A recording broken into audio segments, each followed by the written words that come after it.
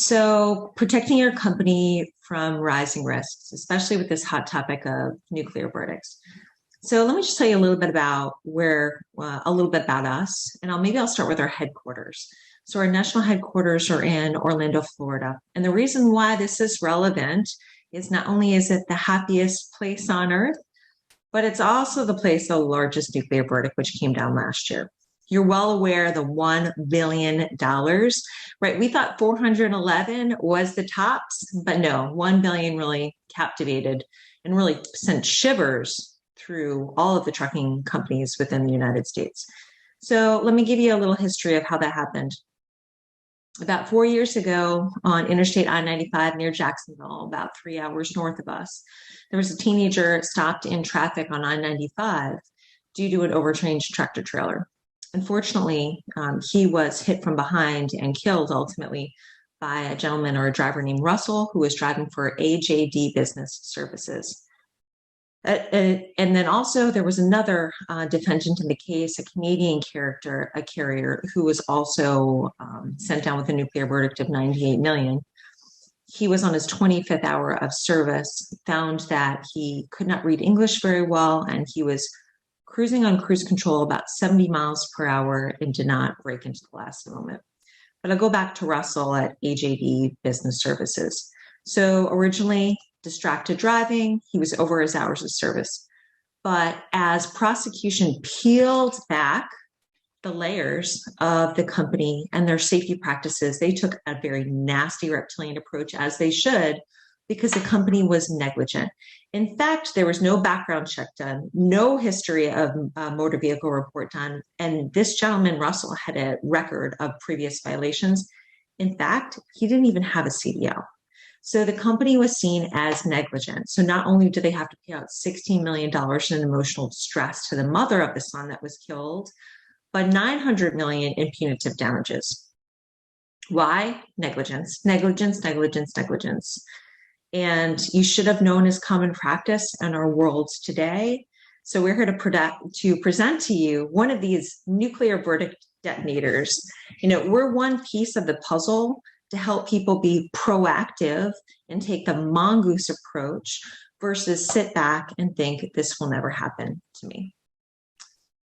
So as you guys know, the stats are staggering, right? So I think the important thing to remember out of this is that drivers with suspended licenses are 3 times more likely to kill or seriously injure others in collisions. I'm not going to read through all of these points here. You know that insurance premiums are going up, even if customers are doing everything right. You know that in the past 5 years, there have been 5 times more, more $20 million verdicts in the past 5 years than they were the years before that. And as a Department of Transportation regulated business, your customers are well aware that it's their responsibility every year. And I see some questions coming in, so let me see here. European truck. And Chris, we can actually wait off to the end of the presentation for questions. We'll let them come in. Okay, wonderful. Thank you so much. So, as a Department of Regulated Business, you're insured absolutely know that it's their responsibility to at least pull their annual report for each and every driver. But that simply checks the box. It doesn't prevent the fact that Harry originally said, what happens if you pull their annual and then the next day they get into a DUI, right? So, and then drivers are responsible to self-report. Well, they say up to 40 to 50% of your drivers are not going to self-report. So that could mean that you will be in noncompliance or your partner will be in noncompliance and could be hit with a fine for $6,000 and far worse if in fact there is an accident. So for over a decade, our mission has been very simple. I'm going to flip over the platform in a second so I can give you a 2-minute overview of what it actually looks like. But people actually don't realize that this technology has been around for much longer than a decade. So it is actually a state-provided service. We just provide the technology to make it easy for customers to utilize it. We value innovation, excellence, and a customer-first approach.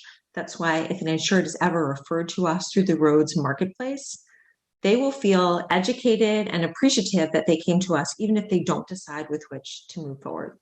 Ultimately, when we connect to the DMVs, and there's 51 within the United States, including DC, when a negative alert or something negative happens on one of the driver's records for you insured, your company, that company is going to receive an immediate alert when new violations or suspensions appear, versus that one time a year antiquated check of MVRs. So lots of differentiators and benefits for your customers. You know, they say that MVR monitoring can prevent up to 35% of FMCSA violations, most of which are CDL downgrades. And it really helps you with predictive driving patterns, seeing those drivers that we need to watch and get off the road. Along with that, you are very well aware of the cost to your driver. So having a nuclear verdict detonator such as MVR monitoring can prevent them from costs of violations. What if one of those drivers is grounded, finding a new driver? If it hits their CSA score, hurting their brand reputation, ultimately customers not deciding to move forward with them. And then of course, I always like to talk about, and you know better than I, rising insurance premiums, or maybe your underwriter or your carrier just saying, we're just going to drop you going forward. But you would know about that much better than I do. So we do provide nationwide coverage, real-time notifications, reminders, scoring, and DQ file management system. So we added the DQ file management system because one of our fine partners, Colorado Department of Transportation, wanted to bring their compliance in-house. So most people are either utilizing some sort of folders which are not very safe, or secondly, they're not necessarily in proper form or manila folders. So we created that free service as part of our platform for our drivers as well. So a couple things, you know, Embark Safety is really going to help your company do is save your company time and money and reduce human error. And the reason why I say reduce human error is because the American Association of Motor Vehicle Administrators created this system called coding called ACDs. Now, ACD code is the short form of a longer phrase. But every time your partner, your insured reviews an MVR, it's got this code on it. It's a nationwide coding system, which there's thousands of codes. They're different per state. So trying to understand what that code means is not a simple process. So we're going to help them decode what an MVR means for them. Reduce risk, preserve brand reputation, save money, and bottom line, promote that culture of safety that we're all asking them to do. And you as risk professionals are requiring or suggesting heavily that they take a more proactive approach rather than sit back and think this won't ever happen to me. So both of us will work together, redefining safety on our roadways and reducing vehicle accidents with innovation backed by experience. And before I flip over, just want to say thank you guys once again for the opportunity to create these safer communities and essentially thwart these reptilian attacks for your clients. So I'm going to stop sharing and I'm going to flip over to show you the platform. I wish I could speak with everyone on this call here because I'm curious to know who has actually seen a monitoring platform before. So I'm not going to go through, so I'm sure everyone can see this platform. If you cannot, please put it in the chat box that you cannot see my screen, the dashboard screen. So I'm not going to go through the help page and the account page. I'm just going to give a quick overview of what really MVR monitoring is. Safe and secure platform. About 30% of our business is government municipality. So you can understand the audits and the safety protocols that we need to have in place to protect this proprietary information for our customers, of which we have thousands nationwide. Amtrak, Bridgestone, Colorado Department of Transportation, Ohio Transit Risk Authority. I can go on and on. But I'm going to go through this quick page to show you the two main things that we're going to do to help your clients, make it really simple on them to prevent, in part, these nuclear verdicts. The first thing we're going to do is we're going to decode if an MVR is good or not. So when you enroll a driver into monitoring, you're going to pull that initial MVR that could be utilized for their annual. You can send them in batch here. It is FMCSA approved. And that MVR is going to set the color score of your drivers, most of which are going to be green. This small demo screen here. A couple are going to be yellow, which means there's some sort of violation. And then your bad kids are going to be red, suspended, revoked, license. This automatically takes out the guesswork of who you need to go after right away and get off the roads immediately. So right off the bat, we're going to tell you who's a bad driver. I'll make a quick note. If you do have customers with more defined scoring systems, we absolutely can make a more defined scoring system and add up to 10 additional colors and scores for those specific clients at no additional charge. You could drop down and have customized names here and filter things anyway as well. The other thing I'll just really quickly point on is the alert platform. So for the most part, whoever is managing this technology has 1,300 different duties with which to do. This is not the only thing that they need to do. So 95% of those people who are managing this platform are not actually in the platform. You can have unlimited users, of course, but they're not in the platform because they're waiting for an alert to occur. The only people that are in the platform are maybe going to be people that are pulling pre-employment MVRs, which will go back instantly, with the exception of Ohio and Hawaii in 2 hours. Otherwise, you'll do a pre-employment MVR, which is necessary to see if someone's a good or good driver. And then secondly, the alert platform. The alerts occur when something negative occurs on a driver's record. You will be sent an email alert prompting you or your insured to log into the system. So I'll talk about Eugenie here. Yesterday, if you were in the system, he was green.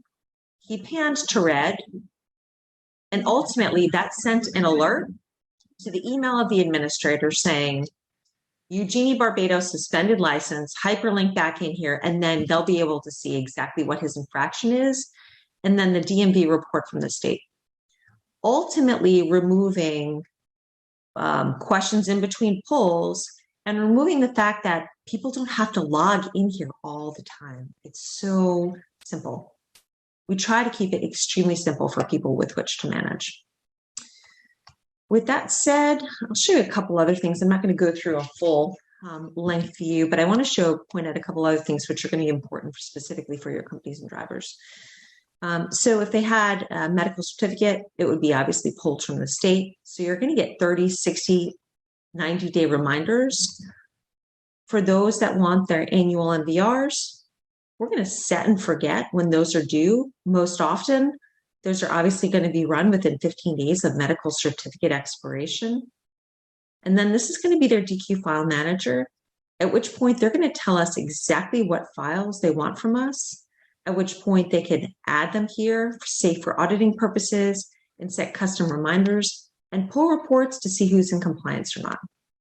So really simplistic view of what'll happen. Now, a common question I ask or get asked is, it seems like a lot to manage, or how often do I get reminders, or do my drivers get negative infractions? Let's just say for every 100 drivers, 7%. So that's, if you have 100 drivers, that's less than 1 MVR per month. But that is, obviously, if you have 1,000 drivers, that's 70 infractions you would have missed over the course of the year if you only pull them manually. And this is your dashboard, same as your employees, updated in real time, and a little bit more of an aesthetic view of the drivers here. But ultimately, the system's designed to take away the guesswork of how to pull an MVR, if someone's a good driver or not, and then make it extremely easy on all of our customers to let them know, knock, knock, knock, one of your drivers did something unfavorable, so it's time to log back into the platform to see exactly what they did. So it's a very manageable solution. And when I look back at some of the cases and I highlight the need for MVR monitoring, even this one against Warner Enterprises, this was $40 million, and this was last year, $40 million in damages. It was because they were hiring drivers that were disqualified. They failed to use the ordinary care in hiring, training, and supervising and retaining of drivers. They did not pull a background check and they did not pull an MVR check. Once again, $40 million is paid out by simple negligence. So with that, I appreciate so much your time, and I'm actually going to turn it back over to you.